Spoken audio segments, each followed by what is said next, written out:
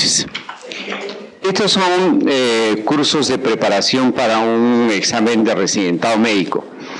Entonces, los objetivos van a ser, ¿no es cierto?, sobre todo refrescarles una serie de ideas en relación a todos los temas de traumatología y ortopedia. ¿Ya? Yo tengo que hacer prácticamente toda la especialidad en 8 horas. Entonces, voy a tocar los puntos probablemente más importantes, pero la idea es que cualquier duda que surja en el momento que yo estoy dictando la clase, con toda confianza, por favor, levantan la mano, ¿no es cierto?, y les trato de explicar todo el tema, ¿sí? Entonces, si me tengo que demorar 2 o 3 minutos para que queden ustedes satisfechos, lo voy a hacer con todo gusto, ¿ya? Entonces,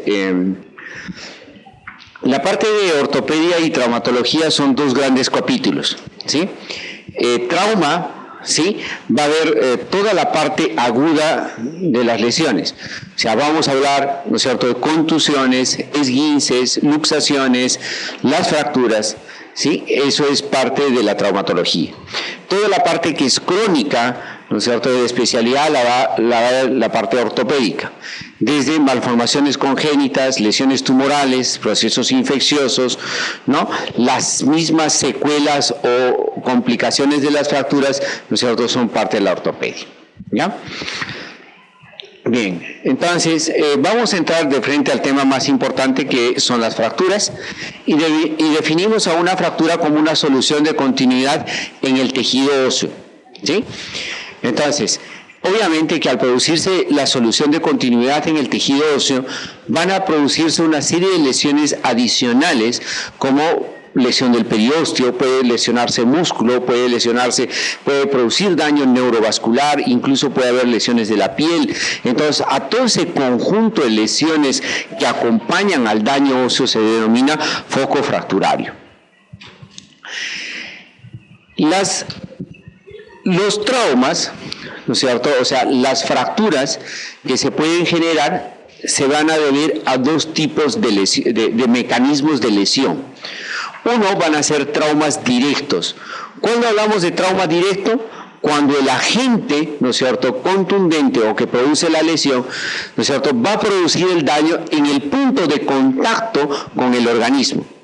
Entonces, si yo estoy cruzando una calle y viene un vehículo y me golpea en la pierna y me produce una fractura en la pierna, ese es un trauma directo, ¿ya?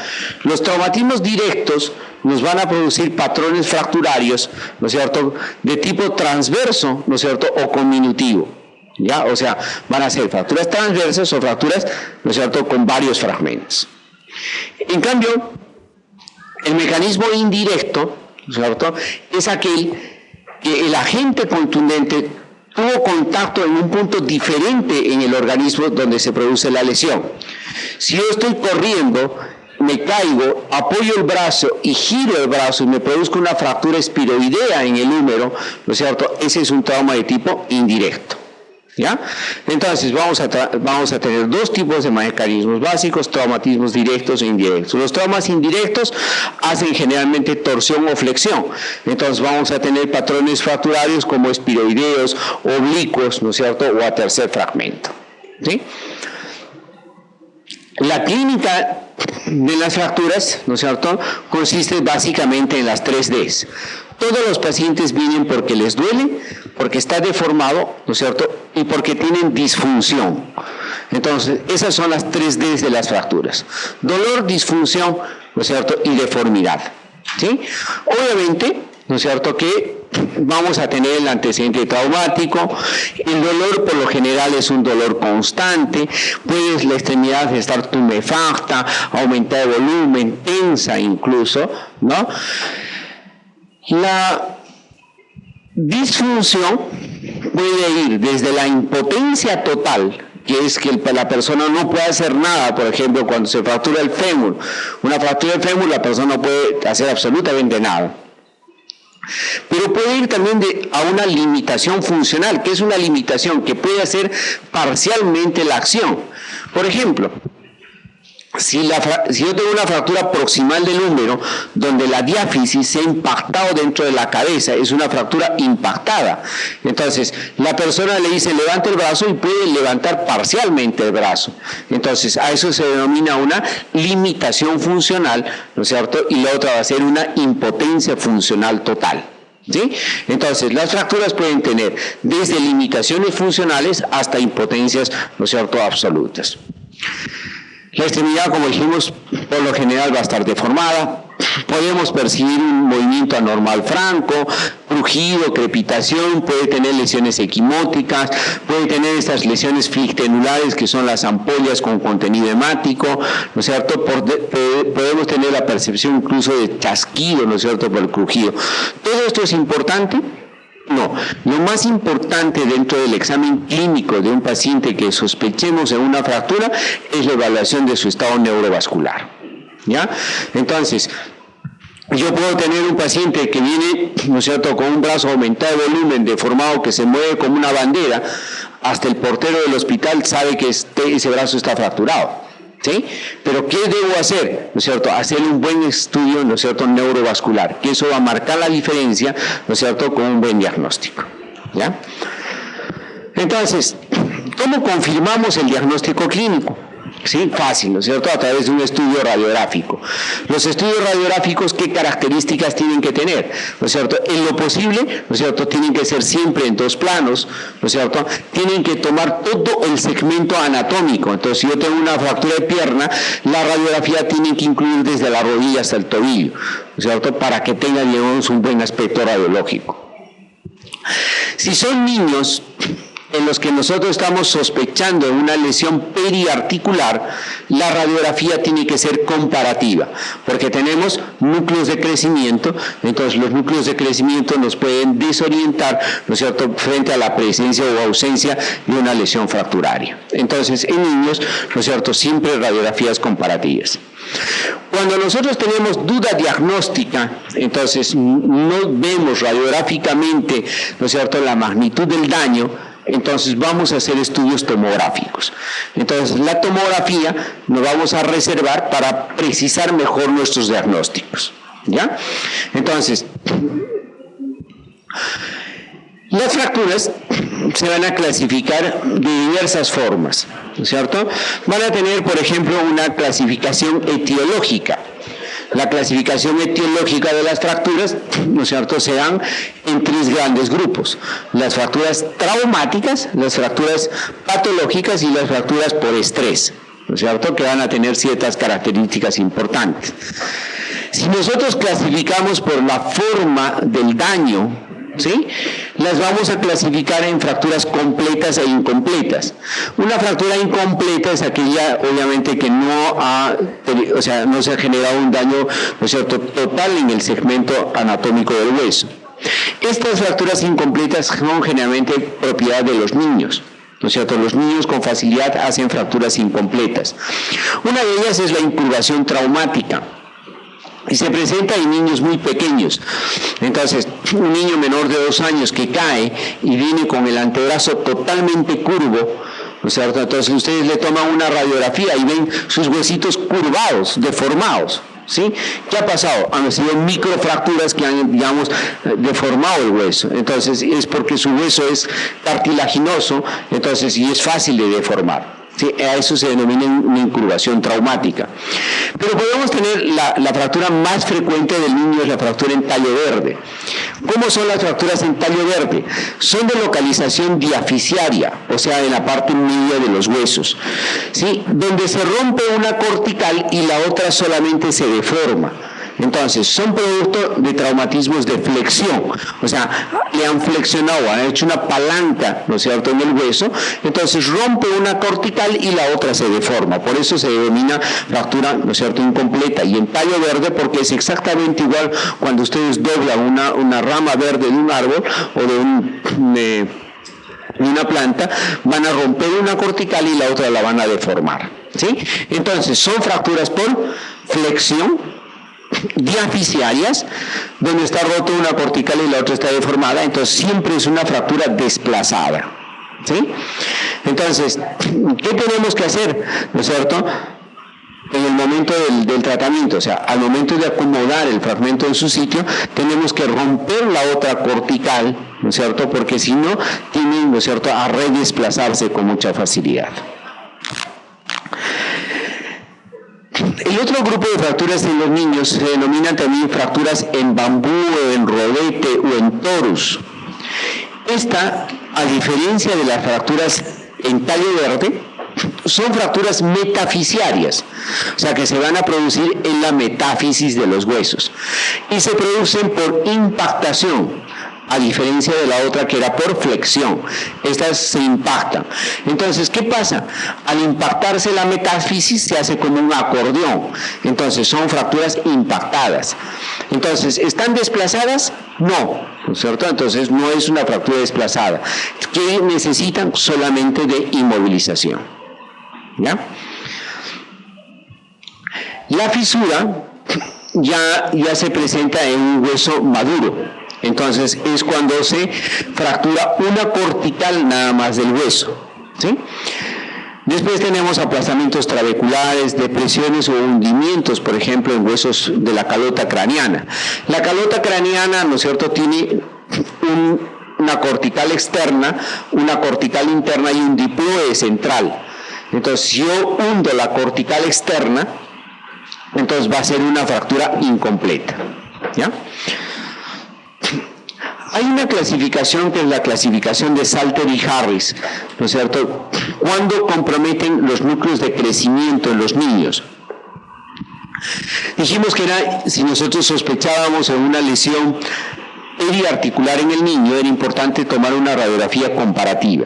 Entonces, yo comparando, puedo ver cómo se producen los trazos de fracturas que pueden comprometer el núcleo de crecimiento.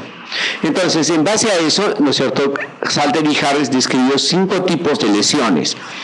La primera lesión corresponde a un desplazamiento del núcleo de crecimiento, o sea, se desliza el hueso a nivel del núcleo de crecimiento.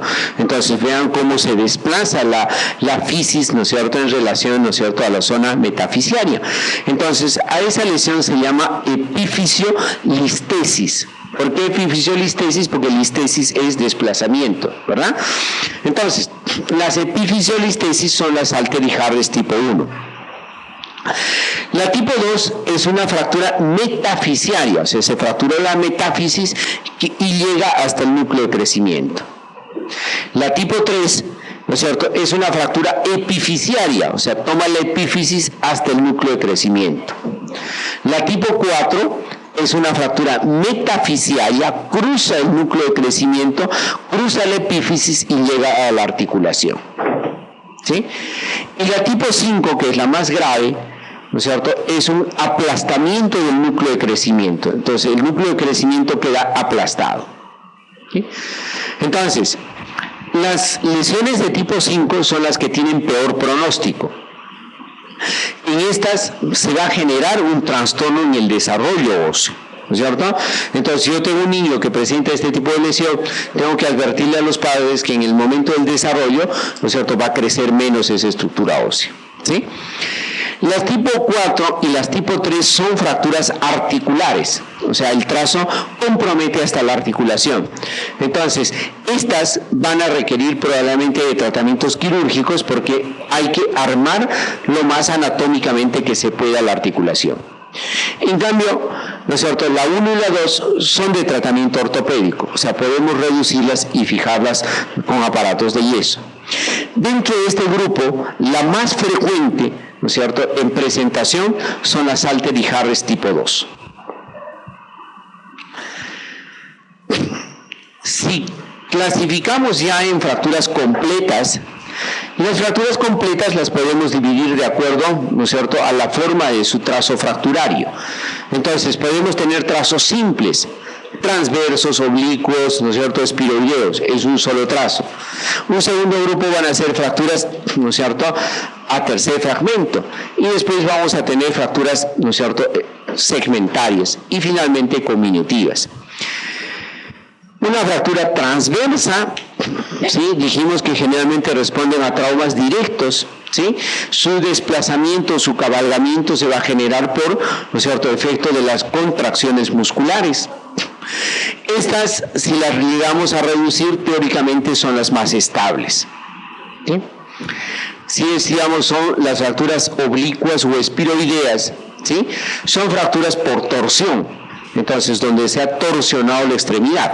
Entonces, si uno gira, ¿no es cierto?, tiene la pierna fija en el piso y hace un giro rotatorio y se fractura la pierna, entonces, o la tibia, entonces va a ser, ¿no es cierto?, una fractura por torsión, oblicua o espiroidea. Si hay flexión adicional, vamos a formar un tercer fragmento, entonces ya van a ser fracturas a tercer fragmento. Generalmente el tercer fragmento tiene la forma de una ala de mariposa, ¿no? Pero ya es un factor, ¿no es cierto?, complicante. Y ahí vienen las fracturas segmentarias. ¿Cómo es una fractura segmentaria? ¿No es cierto? Cuando en un hueso largo yo tengo dos niveles de fractura que no se comunican entre sí. ¿Sí? Entonces, esa es la forma de definir una fractura segmentaria. Dos niveles o dos focos fracturarios en un mismo hueso, ¿no es cierto?, pero sin comunicación entre uno y el otro. ¿Sí? Un trauma de mayor intensidad. Y finalmente las fracturas conminutivas. ¿Sí? Estas fracturas conminutivas pueden ser moderadas conminutas cuando tengo 4 o 5 fragmentos, o gran conminuta cuando tengo un montón de fragmentitos, como están viendo, ¿no es cierto?, en la imagen. Esto denota que el agente traumático, ¿no es cierto?, ha generado mucha energía y el trauma es de mayor intensidad. Entonces, fracturas de trazo simple, fracturas a tercer fragmento, fracturas segmentarias o fracturas conminutivas. Si hay daño de las partes blandas, ¿no es cierto?, y el foco fracturario tiene comunicación con el exterior, entonces se hablan de fracturas expuestas. Una fractura expuesta, por lo tanto, es aquella que su foco fracturario tiene comunicación con el exterior. Entonces, el factor complicante en estos casos es el riesgo infeccioso. Entonces, la infección va a ser el primer, ¿no es cierto?, el paso, ¿no es cierto?, fundamental a controlar, ¿no es cierto?, en toda fractura expuesta.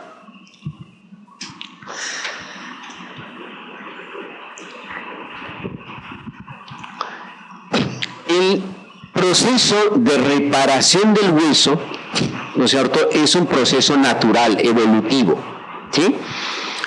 Entonces, que se denomina la consolidación ósea. Entonces, se produce la fractura y en ese momento, digamos, de producirse la fractura, se forma un hematoma fracturario. Ese hematoma fracturario va a estar, ¿no es cierto?, invadido por células pluripotenciales, que con la primera semana se van a organizar y van a formar, ¿no es cierto?, el hematoma fracturario ya organizado. Eso es invadido primero por fibroblastos y lo primero que hacen es un callo fibroso. Ese callo fibroso es invadido por condrocitos, condroblastos, y que se van a ir transformando progresivamente en osteocitos y osteoblastos y van a formar el callo óseo primario, ¿no es cierto?, y luego un callo óseo, ¿no es cierto?, definido, ¿no es cierto?, secundario. Finalmente hay una última etapa que es la de remodelación ósea. Entonces, todo este proceso de reparación del hueso, ¿no es cierto?, se denomina consolidación. ¿Cierto? A diferencia de muchos tejidos, el hueso sí repara como hueso, ¿sí? Cuando yo daño el músculo, voy a reparar como tejido fibrótico, nunca más como músculo. En cambio, el hueso sí, el hueso repara como hueso, ¿sí? Pero este proceso de reparación, ¿no es cierto?, va a tener una serie de factores que van a, ¿no es cierto?, influenciar en forma positiva o negativa.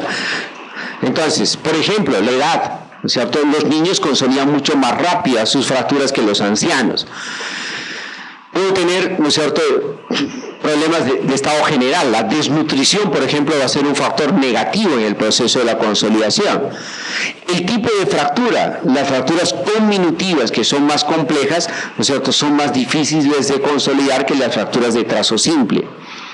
La región del hueso. Las zonas más irrigadas del hueso son las zonas epifisiarias, donde tenemos tejido esponjoso.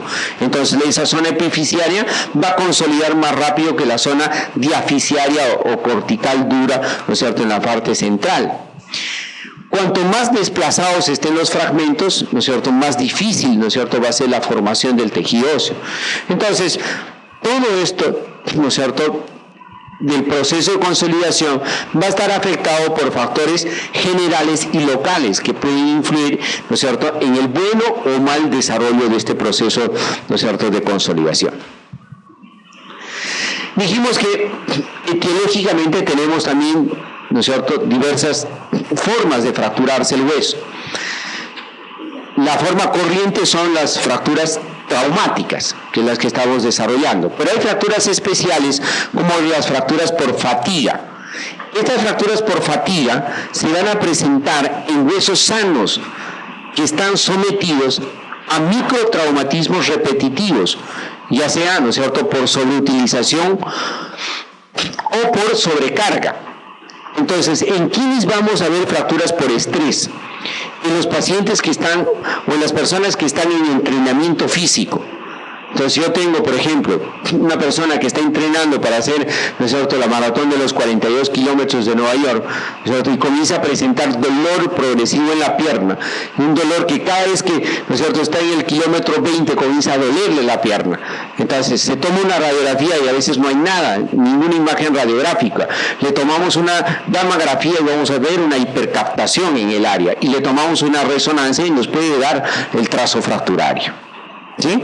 Entonces, ¿cuándo sospechar? Cuando las personas están sometidas a sobreentrenamiento físico. ¿Ya? Y se ve esto mucho, por ejemplo, en la vida militar. Los cadetes, ¿no es cierto?, que están en entrenamiento hacen con mucha frecuencia fracturas patológicas. Fracturas por estrés. La fractura más corriente es la fractura del tercer metatarsiano, y se le denomina la fractura de Dutch-Lander.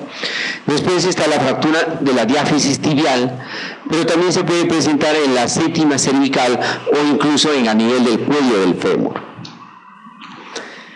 En cambio, si la fractura se presenta en un hueso enfermo, entonces ya se denomina una fractura patológica. A diferencia, ¿no es cierto?, de las fracturas patológicas, el hueso va a fracturarse por un traumatismo simple, banal. Entonces, que normalmente no debería, digamos, romper un hueso. Entonces, pero si el hueso está enfermo, se va a romper con facilidad. Entonces, la causa más frecuente de fractura patológica es obviamente la osteoporosis, ¿no es cierto?, ya sea por actividad senil, ¿no es cierto?, desuso, ¿no es cierto?, de las personas de edad. ¿Sí? Pero puede fracturarse por procesos infecciosos, parasitarios, tumorales, fragilidad ósea congénita, trastornos hormonales, etcétera, ¿no es cierto?, que debiliten de alguna manera el tejido óseo y nos lleve, digamos, a producir una fractura. Cuando se genera una fractura, dentro de los principios de tratamiento, yo tengo que buscar dos objetivos generales. En primer lugar, si mi hueso fracturado está fuera de su posición, entonces se denomina que la fractura está desplazada. Los desplazamientos pueden ser angulares, o sea, en varo, valgo, antecurvatum, recurvatum, puede estar en rotación, puede estar en cabalgamiento. Entonces, cualquier desplazamiento de su posición va a ser una fractura desplazada. Entonces, mi primer objetivo es que esa fractura que está desplazada la logre acomodar más o menos a su posición. Y a ese acto médico de acomodar la fractura a su posición se denomina reducción de la fractura. Las reducciones pueden ser hechas de dos maneras. Si yo hago maniobras para acomodar el hueso, estoy haciendo una reducción incruenta. En cambio, si hago un corte, llego al hueso y lo acomodo, estoy haciendo una reducción cruenta. Entonces, las formas, cómo puedo yo acomodar el hueso, va a ser en forma incruenta y en forma cruenta. Una vez, pero van a tener ciertas características de acuerdo a la localización. Si yo estoy manejando una fractura articular, donde tengo fricción entre dos o más estructuras óseas, la forma como tengo que acomodar esos fragmentos tiene que ser lo más perfecto que se pueda. Entonces, cuando las fracturas son articulares, las reducciones tienen que ser anatómicas, de ser posible. Entonces, si yo tengo 2 o 3 fragmentos, sí, puedo lograr reducciones anatómicas casi perfectas. Entonces, mi objetivo va a ser, si yo tengo una fractura articular, llegar, ¿no es cierto?, a hacer una reducción lo más perfecto que pueda. En cambio, si mi fractura es diafisiaria, entonces basta con que el fragmento me quede alineado. Entonces, y los alineamientos incluyen, ¿no es cierto?, mantener el eje de la extremidad, o sea, que no esté en varo, valgo, antecurvatum, recurvatum, ¿no es cierto?, que no haya cabalgamientos, que no haya diastasis, que no haya rotaciones, pero que haya contacto entre fragmentos óseos mayores al 50%. Entonces, si yo tengo contacto de 50%, no necesito el 100%, sino 50%, puedo decir, ¿no es cierto?, que esto está bien reducido. Entonces, esos son mis criterios de reducción. Fracturas articulares, reducciones anatómicas. Fracturas diafisiarias, reducciones por alineamiento. Entonces, alineamientos en general es mantener el eje, ¿no es cierto? Entonces, conservar, no debe haber angulaciones, debe haber contacto de por lo menos, ¿no es cierto?, 50% en general. Entonces, fíjense, esta fractura de la tibia, ¿no es cierto?, está reducida en valgo, el fragmento distal está en valgo, ¿sí? Tiene un valgo de por lo menos 20 grados, entonces no está alineado. Entonces, ¿qué tengo que buscar? El alineamiento. Entonces, fíjense, acá tengo un eje alineado y tengo contacto óseo de más del 50%. Entonces, puedo decir que esa fractura está reducida. Una vez que logré la reducción, tengo que mantener esa reducción. Y el hecho de que, ¿no es cierto?, hagamos que mantengamos lo que hemos logrado reducir, se denomina inmovilización. Entonces, para que yo inmovilice, ¿no es cierto?, esa extremidad, tengo que utilizar un sistema que me permita, ¿no es cierto?, mantener quieto al hueso, ¿sí? Entonces, ese medio de inmovilización, ¿no es cierto?, tiene que garantizarme que en el foco fracturario no haya macromovimientos, o sea, en mi foco fracturario no puede, ¿no es cierto?, haber macromovimientos. Pueden haber pequeños micromovimientos, ¿no es cierto?, menores a 2 milímetros, eso puede ser tolerable, pero no tiene que haber macromovimientos. Entonces, ¿cómo voy a lograr eso? Entonces, esto es un ejemplo, fíjense. Este es un sistema de fijador externo que ustedes ven los clavos, ¿no es cierto?, separados de la posición central. Entonces, y fíjense, no hay formación de callo óseo. Entonces, ¿qué quiere decir? Que en esa zona se está presentando macromovimientos. Se cambió el sistema, se hizo compresión. Fíjense, los clavos están en dirección, ¿no es cierto?, diferente. Y rápidamente consolidar la fractura. Entonces, ¿qué hemos logrado? Mejorar la inmovilización. Y eso solamente, ¿no es cierto?, llevó a la consolidación ósea. Entonces, ¿qué tenemos que hacer? Que no se muevan las fracturas. Entonces, los medios como yo voy a lograr inmovilizar pueden ser externos. Todo lo que son vendajes, yesos, acrílicos, van a ser métodos de inmovilización externa.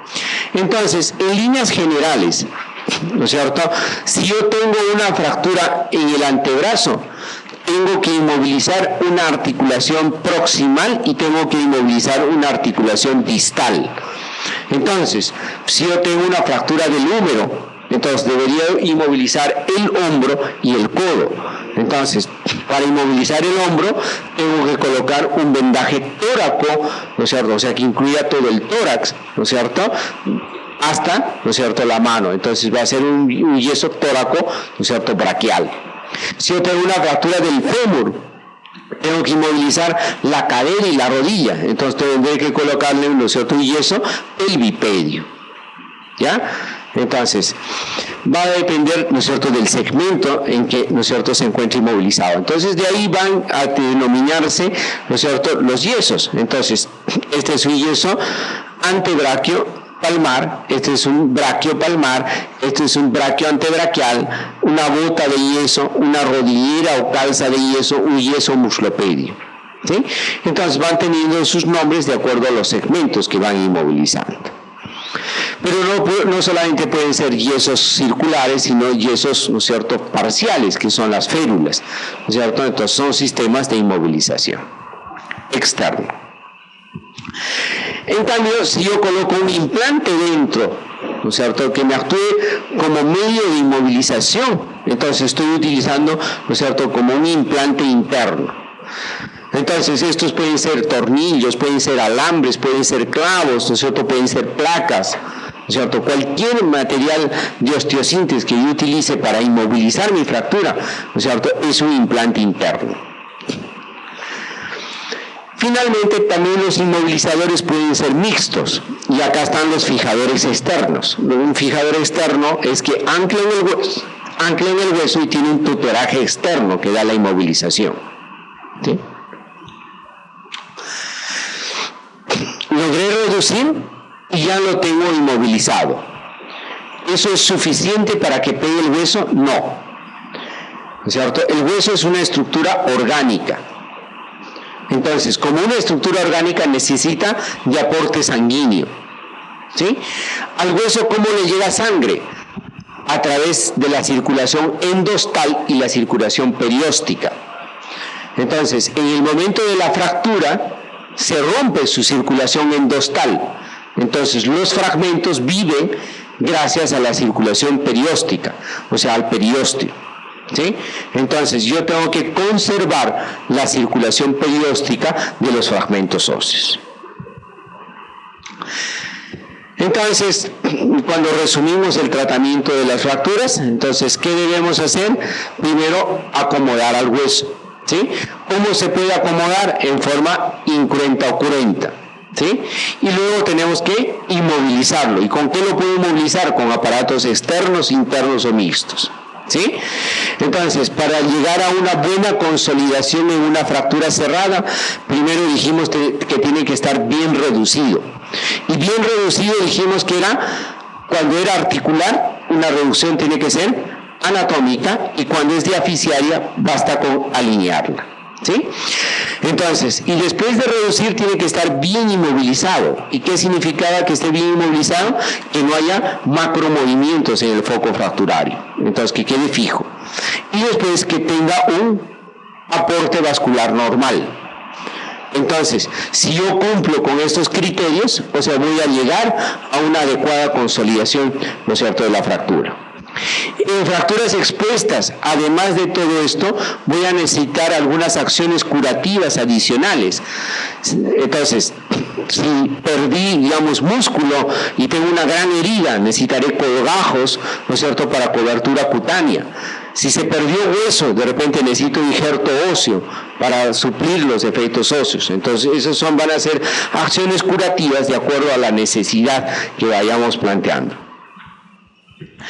Y por último, ¿no es cierto?, no solamente necesitamos reducir y inmovilizar, sino también, ¿no es cierto?, de tratamientos funcionales, porque el resto de la extremidad, ¿no es cierto?, la musculatura se atrofia, tenemos rigideces articulares, entonces mucho va a importar los programas de rehabilitación a los cuales están sometidos, ¿no es cierto?, los pacientes. Durante el proceso de curación de las fracturas, nosotros podemos tener una serie de complicaciones. Y las complicaciones de las fracturas van a depender básicamente de dos, o se pueden dividir en dos grandes grupos. Problemas en el tratamiento, o sea, producto del tratamiento o productos del mismo traumatismo. Cuando son del mismo trauma, está la embolia grasa, el síndrome compartimental, el síndrome de aplastamiento, las lesiones musculotendinosas y las lesiones neurovasculares. En cambio, cuando son problemas del tratamiento, es que se infecte el hueso, que no pegue, que pegue mal, que haya rigidez articular, la distrofia de Sudeck y las artrosis secundarias. Si se infecta el hueso, estamos hablando de una osteomielitis, ¿sí? Las osteomielitis van a ser frecuentes, sobre todo si se tratan de fracturas expuestas. Dijimos, si yo tengo mi foco fracturario en comunicación con el exterior, el riesgo más importante era que se infecte. Entonces, las fracturas expuestas van a estar, ¿no es cierto?, con riesgos infecciosos. Esto se evita, ¿no es cierto?, con limpiezas quirúrgicas. Entonces, los pacientes que hacen una fractura expuesta necesitan, ¿no es cierto?, una limpieza quirúrgica en menos de 8 horas. Entonces, porque pasadas las 8 horas ya es una herida contaminada, ¿no? Entonces, teóricamente, por eso las fracturas expuestas son emergencias quirúrgicas, ¿sí? Pero las fracturas cerradas también se pueden infectar, sobre todo cuando son sometidas a tratamientos quirúrgicos. Entonces, si yo, ¿no es cierto?, hago una cirugía por una fractura de la pierna y termina infectada, ¿no es cierto?, es una complicación, ¿no es cierto?, del tratamiento quirúrgico. La pseudoartrosis o no unión, ¿no es cierto?, es cuando no logramos la consolidación ósea. Entonces, clínicamente, ¿no es cierto?, se va a presentar porque los pacientes tienen movimiento anormal, indoloro o con poco dolor. Entonces, fíjense, ¿no es cierto?, cómo este antebrazo se angula en 90 grados, entonces eso quiere decir que hay movimiento anormal en la zona, ¿no es cierto? Y fíjense la expresión de la señora, ¿no es cierto?, ¿verdad? No siente absolutamente nada, ¿sí? Entonces, el movimiento anormal indoloro es la característica clínica de la pseudoartrosis. Entonces, y nosotros para hablar de pseudoartrosis vamos a ver que radiográficamente no hay la existencia de la formación del callo, ¿no es cierto?, por lo menos en 3 controles sucesivos o reiterados. Entonces, si no vemos cambios radiológicos, ¿no es cierto?, en sus controles sucesivos, vamos a hablar, ¿no es cierto?, que estamos en un foco de pseudoartrosis. Entonces, la pseudoartrosis va a depender de cuál fue nuestra falla en el tratamiento. Y se clasifican, ¿no es cierto?, en hipertróficas, atróficas y normotróficas. Entonces, ¿qué dijimos? Que para que pegue el hueso tiene que estar reducido, ¿sí?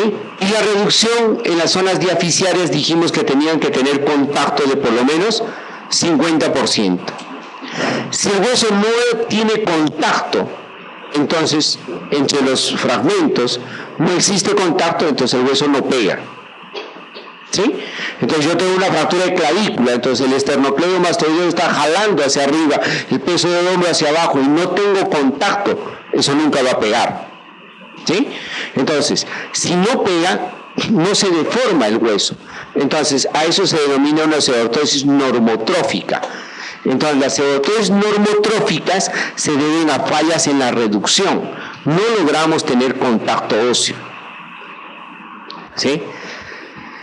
Pero si logré tener contacto óseo, pero están mal inmovilizadas, entonces queda la mala inmovilización, la presencia de macromovimientos. Entonces, si tengo macromovimientos en mi foco fracturario, entonces se va a formar un gran tejido hipertrófico, fibroso, entonces que no llega a pegar, y a eso se denomina una pseudoartrosis hipertróficas. Entonces, ¿qué falla en la pseudoartrosis hipertrófica? La inmovilización. Entonces, si yo fallo en mi medio inmovilizador, entonces voy a hacer una pseudoartrosis hipertrófica. En cambio, si el fallo es en el aporte vascular, ¿sí?, entonces, de repente esos fragmentos óseos quedaron desprovistos de su periósteo y se murieron, entonces van a reabsorber el hueso. Entonces, la reabsorción ósea me va a determinar una pseudoartrosis atrófica, ¿sí? Finalmente, esa pseudoartrosis atrófica puede ser, ¿no es cierto?, contactante cuando tengo puntos de contacto y no contactante o flotante, ¿no es cierto?, como el que están viendo ahí. Entonces, acá el problema real es un gran defecto óseo.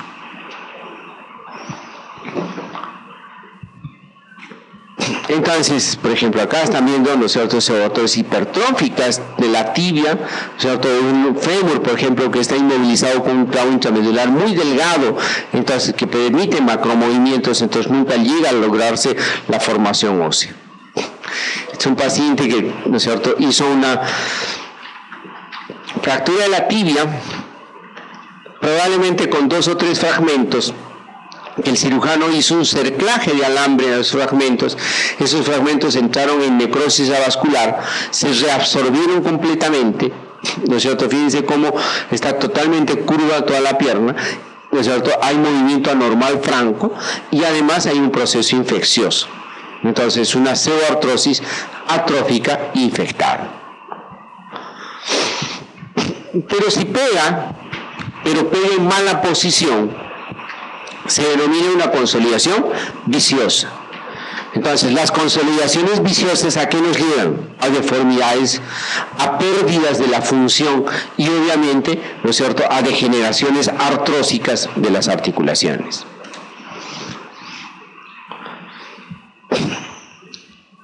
Cuando las extremidades están mucho tiempo inmovilizadas, se genera un trastorno de tipo simpático reflejo que condiciona una serie de alteraciones, ¿no es cierto?, vasomotoras, ¿no es cierto?, en las extremidades. Y las extremidades se tornan, ¿no es cierto?, rígidas, congestivas, ¿no es cierto? Entonces van a encontrar, ¿no es cierto?, sobre todo las abuelitas que hacen fracturas de la muñeca, ¿no es cierto?, y están mucho tiempo inmovilizadas, entonces, y les retiramos el aparato de yeso, entonces la muñeca está edematizada, roja, con la piel brillante, muy dolorosa, con una rigidez articular, ¿no es cierto? Entonces, a ese trastorno se denomina la osteodistrofia de Sudeck o la enfermedad regional compleja tipo 2. Entonces, se debe fundamentalmente, ¿no es cierto?, a prolongados tiempos de inmovilización que pueden estar sometidas las extremidades. Cuando hablamos de fracturas articulares, dijimos que el objetivo de tratamiento era la reducción anatómica. ¿Por qué la reducción anatómica? Porque teníamos que lograr la perfección en la zona articular, porque va a haber dos o más estructuras óseas que van a estar en fricción. Si hay gradas o defectos, van a comenzar a generar una destrucción del cartílago articular, y esa destrucción nos va a llevar a una artrosis. Entonces, si yo no logro, digamos, hacer una reducción anatómica, entonces esta articulación va a tener una destrucción articular precoz. Como consecuencia del traumatismo, la embolia grasa se va a presentar sobre todo en pacientes polifracturados, entonces, sobre todo en fracturas diafisiarias, que en los días sucesivos estos pacientes entran y hacen un distrés respiratorio asociado a microembolias generalizadas. Entonces, ¿qué es lo que sucede? Al fracturarse un hueso largo, hay una gran migración de microémbolos de grasa al torrente circulatorio. Esos émbolos pasan la barrera pulmonar, entonces, y hacen microinfartos a todo nivel. Entonces el paciente entra en distrés respiratorio, pero también, ¿no es cierto?, hace microinfartos cerebrales, entonces tiene trastornos de la conciencia, desde la obnubilación hasta el coma profundo, ¿cierto? Y hace petequias a todo nivel, petequias conjuntivales, petequias axilares, petequias, ¿no es cierto?, producto, ¿no es cierto?, de los microinfartos. Entonces, si yo tengo un paciente polifracturado, en los días sucesivos hace un distrés respiratorio con, ¿no es cierto?, microinfartos, hay que sospechar que se trata de un embolismo graso. El síndrome compartimental es un proceso en el cual hay un aumento de la presión dentro del compartimento. Normalmente los músculos están separados, ¿no es cierto?, en compartimentos por las fascias. Por eso se le denomina, ¿no es cierto?, compartimentos fasciomusculares. Entonces, si producto del trauma hay la formación de un hematoma, ese hematoma ya aumenta la presión, ¿no es cierto?, dentro de ese compartimento fasciomuscular. Al aumentar la presión, ¿qué genera? Un área de isquemia al músculo. Entonces, ese músculo cambia su metabolismo aeróbico a un metabolismo anaeróbico, liberando una serie de sustancias vasoactivas. ¿Qué hacen estas sustancias? Pasar más líquido del intravascular al intersticial. Al hacer eso, se va a generar, ¿no es cierto?, una serie de aumento de la presión dentro de este compartimento. Entonces, al aumentar el compartimento hay más isquemia. Entonces, se hace un círculo vicioso de hipertensión e isquemia hasta la muerte muscular. Entonces, pero no solamente, ¿no es cierto?, los síndromes compartimentales pueden ser generados por las fascias, sino también pueden ser generados, ¿no es cierto?, por cualquier método, ¿no es cierto?, de inmovilización externa. Entonces, cualquier yeso circular cerrado también me puede generar un síndrome compartimental. Una escara necrótica por quemadura también me puede generar un síndrome compartimental. Entonces, la característica clínica de los síndromes compartimentales es el dolor, es la parte clínica más importante. Entonces, si yo tengo un dolor que se va incrementando progresivamente, por eso se denomina el dolor increscendo, ¿cierto?, que va creciendo progresivamente, pese a la que las extremidades están inmovilizadas, nos debe hacer sospechar en un síndrome compartimental. Entonces, si adicionalmente yo en la persona que está con dolor le movilizo, ¿no es cierto?, las extremidades o el grupo muscular comprometido y aumenta el dolor, entonces debe haber mayor sospecha. Por ejemplo, entonces si está haciendo un síndrome compartimental en el antebrazo y yo le estiro los dedos, entonces, ¿no es cierto?, y le genero mayor dolor, también es un punto de sospecha. La extremidad va a estar tensa, ¿no es cierto?, como si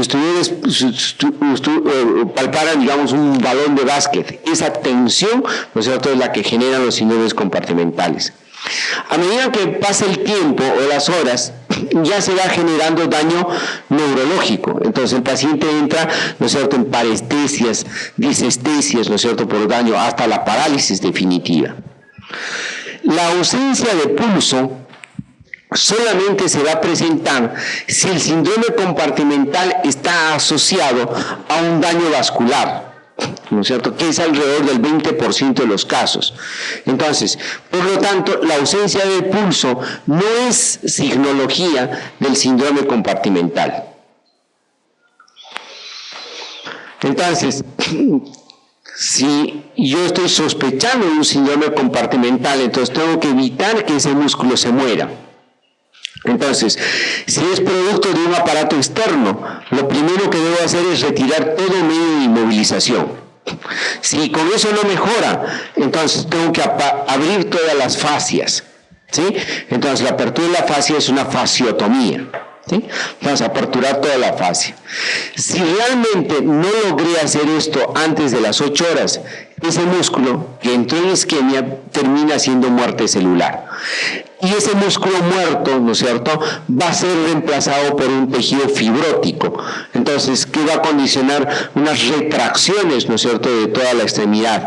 Y la secuela, ¿no es cierto?, del síndrome compartimental es el Bellman.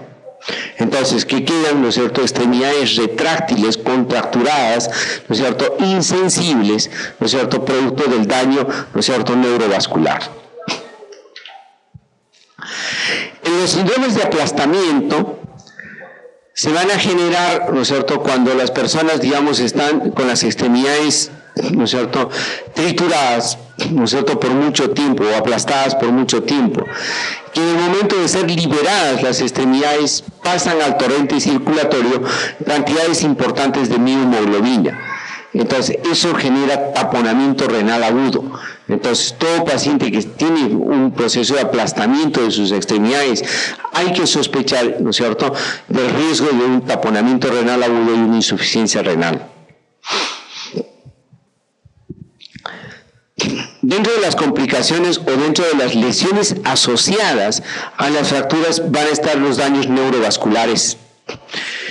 Si es una lesión vascular de una arteria importante, teóricamente tenemos 8 horas para reparar en la estructura vascular, ¿cierto? Si no logramos repararla en 8 horas, ¿no es cierto?, obviamente vamos a terminar haciendo una amputación.